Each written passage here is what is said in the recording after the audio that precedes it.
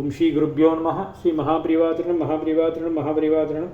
இன்றைக்கி தெய்வத்தின் குரல் பாகம் 5 சங்கரச்சரிதம் என்ற தலைப்பில் பெரியவா சொல்கிறத மேலே வாசிக்கிறேன். இது பக்கம் 594 ஆரம்பிக்கிறது.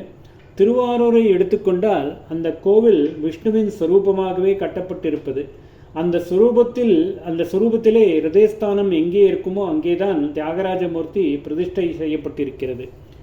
நடராஜா போலவே தியாகராஜாவும் நடனமூர்த்தி தான். ஆனால் அது நமக்கு தெரியாமல் அவருடைய பிம்பத்தில் முகம் தவிர பாக்கியெல்லாம் பாகமும் மூடி வைத்திருக்கிறது. ஆனால் நடராஜாவின் நடனத்திற்கும் தியாகராஜாவின் நடனத்திற்கும் வித்தியாசம் உண்டு. நடராஜா அவராகவே இடது காலை தூக்கி ஆனந்த நடனம் செய்கிறார். தியாகராஜா தாமாக டான்ஸ் பண்ணவில்லை. விஷ்ணுமூர்த்தியின் ஹிருதயத்தில் இருப்பவர் அல்லவா அவர். அதனால் மகாவிஷ்ணு சுவாசிக்கும் போது அவருடைய வக்ஷஸ்தலம் ஏறி இறங்குவதற்கேற்ப தியாகராஜா அசைவதில் தானாக ஒரு நடனம் அமைந்து விடுகிறது. மகாவிஷ்ணு ஹிருதய கமலத்தில் சிவன் நடனமாடுகிறார் என்பதை குறிப்பதாக ஸ்ருதியிலேயே நாராயணோபனிஷத்தில் மந்திரங்கள் இருக்கின்றன. முதலில் நாராயணனே விராட் ஸ்வரூபம், விஸ்வத்தில் உள்ள அத்தனை சிரசுகளும் அத்தனை கண்களும் அவருடையதுதான் என்று ஆரம்பித்து அந்த விராட்டின் ஜீவரூபத்தில் தலைகீழான பத்மகோஷம் தாமரை முக்கு மாதிரி ஹிருதயம் இருப்பதை சொல்லி அதன் மேல் பாகத்தில் உள்ள தகராகாசம் என்பதில் பரமாத்மஸ்வரூபம் விளங்குவதாக வர்ணித்திருக்கிறது. வெளியிலே நாம் பார்க்கும் விஷாலமான ஆகாசம் பேரம்பலம் என்பது. அதுவே உள்ள சின்ன ஆகாசமாக இருப்பதைத்தான் தகராகாசம் என்றும், சிற்றம்பலம் என்று சொல்வது ஞான ஆகாசமான சித் அம்பரம், ஆகாச கஷேத்திரம், சிற்றம்பலம் என்கிற சிற்சபை, தாண்டவமூர்த்தியான நடராஜ சிவன் என்றிப்படியெல்லாம் சிதம்பரத்தில் ஒன்றுக்கொன்று சம்பந்தமுடைய ஆத்ம தத்துவங்களாக இருக்கின்றன. அஜபா ஹம்ச நடனம். தாண்டவம் என்று பொதுவாக சொல்லப்படும் சிவநடனத்திலேயே பலவிதங்கள் உண்டு. சிதம்பரத்தில் ஆனந்த தாண்டவம், திருவாலங்காட்டில் ஊர்த தாண்டவம், இப்படி இது தவிர சோழசீமையிலே 7 தியாகராஜாக்கள் 7 விதமான தாண்டவங்களை செய்கிறார்கள். சப்தபிடங்க க்ஷேத்திரம் என்று அந்த 7 க்ஷேத்திரங்களுக்கு பெயர். அவற்றில் பிரதானமானது திருவாரூர். அங்கே உள்ளவர்தான் 7 பேரிலும் மூல தியாகராஜா. அவர் ஆடும் நடனத்துக்கு அம்ச நடனம் என்ற பெயர். அஜபா நடனம் என்றும் அதற்கு இன்னொரு பெயர். ஜபமாக இல்லாதது அஜபா. மற்ற எல்லா மந்திரங்களையும் நாம் புத்திபூர்வமாக அக்ஷரங்களை கொண்டு ஜபிக்கிறோம். அந்த மந்திர சப்தங்களின் அதிர்வினால் நாடியில் ஏற்படும் சலனங்களிலிருந்து அபூர்வமான தரிசனம், சக்தி, சித்தி, மனத்தெளிவு ஆகியவை உண்டாகின்றன. இவை பூர்ணமாக ஏற்படுவதற்கு அந்த மந்திரங்களை பிராணாயாமபூர்வமாக, அதாவது தீர்க்கமாக மூச்சை இழுத்து அடக்கி வெளியிடுவதோடு சேர்த்து பண்ண வேண்டும். இப்படி மந்திரம் என்று நாம் உத்தேசித்து புத்திபூர்வமாக அக்ஷரங்களை கொண்டு பண்ணுவதென்றும், மூச்சையும் அவ்வாறே நாமாக உத்தேசித்து அளவாக ஒழுங்குபடுத்தி விடுவதென்றும் இல்லாமல் சித்தத்தை சாந்தமாக வைத்துக்கொண்டு சுவாசமானது தானாக எப்படி அமைகிறது என்று விலகியிருந்து கவனித்து கொண்டிருந்தால் உள்வெளி மூச்சுக்கள் ரொம்ப ரொம்ப தீர்க்கமாகி கொண்டே போகும். மூச்சு அடங்கியிருக்கிற காலமும் ஜாஸ்தியாகி கொண்டே போகும். ஆரம்பத்தில் ஏதோ நமக்கு தெரிந்த மட்டும் சித்தத்தை கொஞ்சம் சாந்தப்படுத்தி கொண்டு பண்ணினாலும் போக போக தானாக நிஜமான பரமசாந்தம் உண்டாகும்.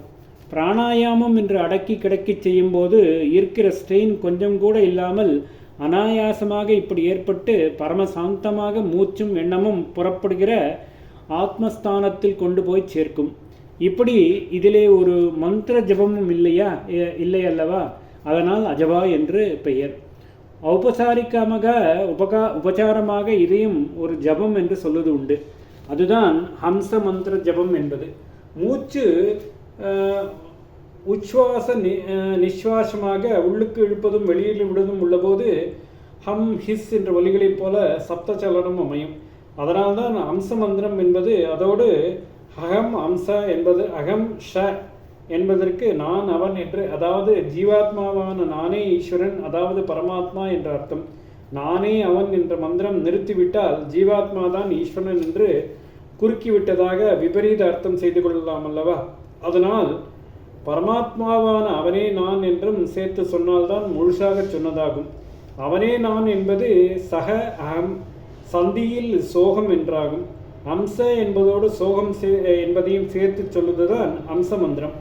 நாம் புத்திபூர்வமாக உத்தேசித்து மற்ற மந்திரங்களைப் போல இந்த அம்ச மந்திரத்தையும் சொல்லிக்கொண்டே போனால் கூட, அதாவது ஜபித்து கொண்டே போனால் கூட அந்த சப்த சலனங்கள் தான் இயற்கையாகவும் சாந்த சமாதிக்கு அழைத்து போகும் பிராண சஞ்சாரத்துக்கு உரியதாக இருப்பதால் அந்த நேச்சுரல் ஸ்டேட்டில் சேர இதுவும் இன்டியூஸ் பண்ணும், செயற்கையாக தூண்டிவிடும். ஜீவாத்மா பரமாத்மாவுடன் அபேதமாகி இருக்கும் சாந்த நிலைக்கு இந்த சாதனை அழைத்து போகும்போது ஒரு கட்டத்தில் ஜபம் நின்று அஜபாவாகும். சுவாசம் தன்னால் அம்சமந்திரம் என்று ஔபச்சாரிகமாக சொல்வதுடன் நடக்க ஆரம்பிக்கும். சோகம் என்பதுள்ள சாவும் ஹாவும் தேய்ந்து தேய்ந்து ஒடுங்கி போய் ஓம் என்ற பிரணவம் மட்டும் நிற்கும். அது அப்படியே போய் துரியம் என்பதான உத்தம ஸ்திதியில் ஆத்மாவில் ஐக்கியப்படுத்திவிடும். யோக நித்திரை என்று மகாவிஷ்ணு குண்டலினி பாம்பை வெளியில் ஆதிசேஷ பரியங்கமாக காட்டி கொண்டு தூங்குவது போல தியானிக்கும் போது இந்த அஜபா சாதனைத்தான் பண்ணி பரமாத்மாவான பரமேஸ்வர ஸ்வரூபத்தில் ஐக்கியப்பட்டிருக்கிறார்.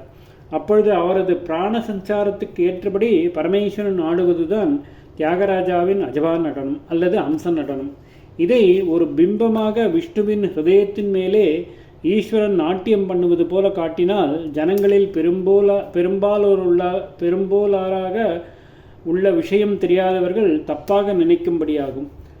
முயல்களின் மீது நடராஜா ஆடுவது, பரமசிவனின் மார்மேலேயே காளி ஆடுவது ஆகியவை எப்படி சத்ரு சம்ஹாரமாக தெரிகின்றனவோ, முயலகனின் மீது நடராஜா ஆடுவது, பரமசிவனின் மார்மேலே காளி ஆடுவது ஆகியவை எப்படி சத்ரு சம்ஹாரமாக தெரிகின்றனவோ அப்படியே இதயம் நினைத்துவிடக்கூடும். வேதமே இல்லை என்று ஒன்றாக போய்விடுகிற பரம மித்திரர்களான சிவவிஷ்ணுக்களை பரமசத்ருக்களாக நினைப்பதாக ஆகிவிடும். இதனால்தான் திருவாரூர் பிம்பத்தில் எல்லாவற்றையும் நன்றாக மூடி தியாகராஜாவின் முகத்தை மாத்திரம் காட்டுவது. ஓம் ஸ்ரீ குருப்யோ நமஹ. ஸ்ரீ மகாபரிவாஜனம் மகாபரிவாஜனம் மகாபரிவாஜனம்.